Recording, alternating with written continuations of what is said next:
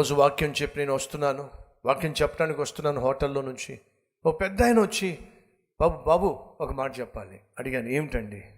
రాత్రి మీ వాక్యం వల్ల నా కుటుంబంలో అద్భుతం జరిగింది.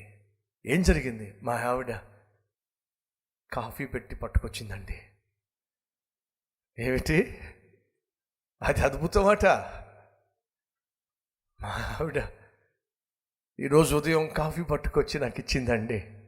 అది అద్భుతం ఏమిటండి? అది సాధారణంగా ఏ ఇంట్లోనైనా సరే తెల్లారితే కాఫీ పెట్టడం, టీ పెట్టడం, ఇంట్లో ఉన్న వారికి టీ కాఫీ ఇవ్వడం అది సాధారణం కదా. మా కుటుంబంలో సాధారణం కాదయ్యా. ఇంతకీ ఎంతకాలం అయింది మీ ఆవిడ కాఫీ ఇచ్చి మీకు? 25 years అయిందయ్యా. ఎన్ని సంవత్సరాలు?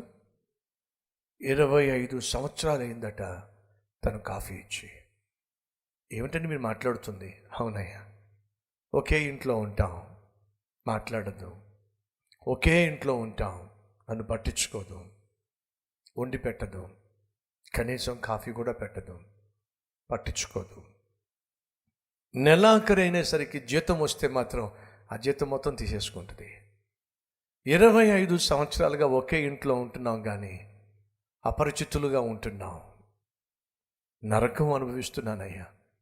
కానీ రాత్రి నా భార్య మీ మీటింగ్కి వచ్చింది, నేను వచ్చాను. దేవుడు నా భార్యతో మాట్లాడాడు. ఈరోజు మొట్టమొదటిసారిగా నా భార్య కాఫీ పెట్టి తీసుకొచ్చి నాకు ఇచ్చింది. నా కుటుంబంలో ఈ రోజు నుంచి మంచి రోజులు ప్రారంభమైనాయి. ఏమిటండి ఈ వ్యవస్థ? ఒకే ఇంట్లో ఉంటున్నప్పటికీ కలిసి ఉండలేని, మాటల్లో ఐక్యత, మాటలు కలవు, ఆలోచనలు కలవు, భార్యాభర్త అయినప్పటికీ శరీరము కలవదు. ఏమిటిది? సహోదరి సహోదరులు, ఇది సైతాను చేతిలో పడినటువంటి కుటుంబం, సైతాను చేతిలో పడినటువంటి కుటుంబ వ్యవస్థ. ఎంతకాలం ఇలా జరుగుతుంది నీ ఇంట్లో? ఒకసారి ప్రశ్నించుకో. ఎంతకాలం ఇతని జీవితంలో ఈ పరిస్థితి దాపురించింది? 38 సంవత్సరాలు. తన కళ్ళ ముందే వచ్చినవాడు వచ్చినట్టుగా నీళ్లు కదిలించబడినప్పుడు అమాంతంగా ఉరికేస్తున్నాడు, గంతులు వేస్తూ వెళ్ళిపోతున్నాడు. నిరాశ, నిస్పృహ, అలాగే పడి ఉన్నాడు. చివరికి ఒక దశకు వచ్చేసాడు. ఏంటో తెలుసా? నా బ్రతుకు ఇంతే, నా జీవితంలో నేను మంచి రోజులు చూసే అవకాశము లేదు. ఈ స్థితి నుంచి నన్ను విడిపించగలిగిన వాడు ఎవరు లేరు. ఎందుకో నా జీవితం ఇలా అయిపోయింది. ఉన్నారా మన మధ్య ఎవరైనా? ఎందుకో నా జీవితం ఇలా అయిపోయింది, ఎందుకో నా కుటుంబం ఇలా అయిపోయింది, ఎందుకో నా బ్రతుకు ఇలా అయిపోయింది. ఇలా అయిపోయిన ఈ జీవితాన్ని ఉద్ధరించే వాళ్ళు ఈ లోకంలో ఎవరున్నారు చెప్పండి? నా బ్రతుకింతే అనుకుంటున్నావేమో? అయితే విను.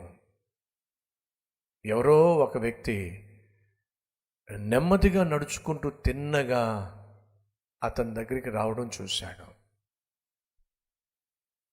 దగ్గరకు వచ్చాడు, అతను చూశాడు. స్వస్థత పడాలి అని అనుకుంటున్నావా అని ప్రశ్నించాడు. అంటే మన భాషలో బాగుపడాలని అనుకుంటున్నావా అన్నాడు. 38 సంవత్సరాలుగా అతడు బెతెస్దా కోనేరు దగ్గర ఉన్న కారణం చెప్పండి? బాగుపడదామనిగా? ఏమండి? సినిమా చూద్దామనా? చెప్పండి. లేదా ఆ కోనేరులో స్విమ్మింగ్ కాంపిటీషన్లో పాలు పంచుకుందామనా? దేనుకున్నాడండి అక్కడ? బాగుపడాలనేగా. అక్కడికి ఒక ఆయన వచ్చాడు. వచ్చి అతన్ని చూసి అంటున్నాడు, బాగుపడాలని ఆశ ఉందా అన్నాడు. కొన్ని ప్రశ్నలు వేస్తాను, దానికి మీరు సమాధానం చెప్పాలి. రైట్? మీలో ఎంతమంది మంచి ఆరోగ్యం కలిగి ఉండాలి ఆశ ఉన్నవారు చేయి చూపిస్తారా? మంచి ఆరోగ్యంగా మనం ఉండాలి అంటే చేయాల్సిన సింపుల్ పని ఏమిటంటే నడవాలి. ఏం చేయాలి? నడవాలి. రోజుకు ఒక 4 లేక 5 లేక 6 కిలోమీటర్లు నడిస్తే చాలా ఆరోగ్యంగా ఉంటాం. అందుకే కదండి ప్రతిరోజు నేను ఒక 5-6 కిలోమీటర్లు నడుస్తాను అన్నవారు చేయి చూపిస్తారా?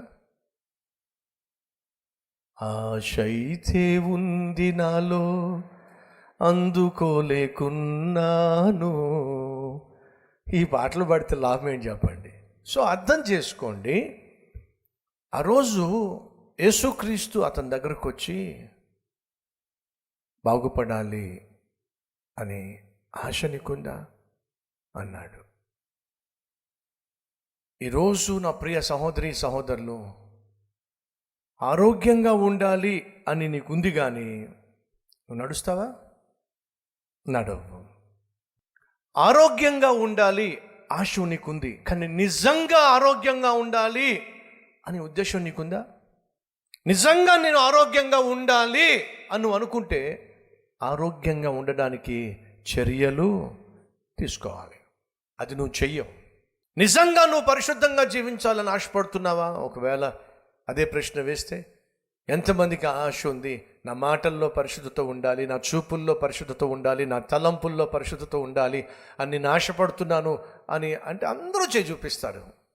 అవునా కదా? మరి నిజంగా నువ్వు పరిశుద్ధంగా జీవించాలి అని ఆశ అయితే నీకుందా? ఆలోచించు.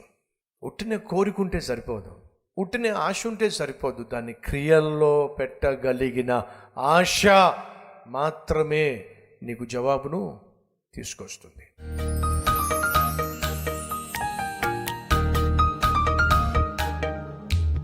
ప్రభువా, నేను లేస్తున్నా నీ సాక్షిగా జీవించడానికి. అయ్యా, ఇదిగో పడి ఉన్న చోట నుంచి నేను లేస్తున్నాను. ఇదే అనుకూలమైన సమయం నాయన. ఈరోజు కోసమే ఎప్పటి నుంచో ఎదురు చూస్తున్నావయ్యా. నీవు దర్శించు కాలము ఎప్పుడొస్తుందా ఎదురు చూస్తున్నావు నాయన. నా హీన స్థితిని చూడు నాయన, నా బలహీనతలను చూడు నాయన, నా కష్టాన్ని చూడు నాయన, నా కన్నీరు చూడు నాయన, నా సమస్యలను చూడు నాయన. నువ్వు ఆశించినట్టుగా నిన్ను సేవించే భాగ్యాన్ని దయచేయి నాయన. పరిశుద్ధంగా నీ బిడ్డగా జీవించే మా ధన్యత మా అందరికీ దయచేయమని యేసు నామం పేరట వేడుకుంటున్నాం తండ్రి, ఆమెన్.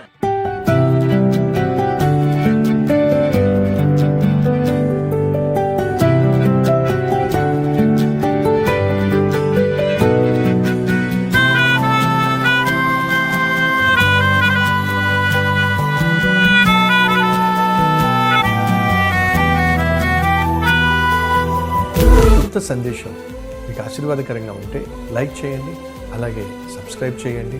అంతేకాకుండా కామెంట్ పెట్టండి, 10 మందికి షేర్ చేయమని మనం చేస్తూ రేపు మళ్ళీ కలుసుకుందాం.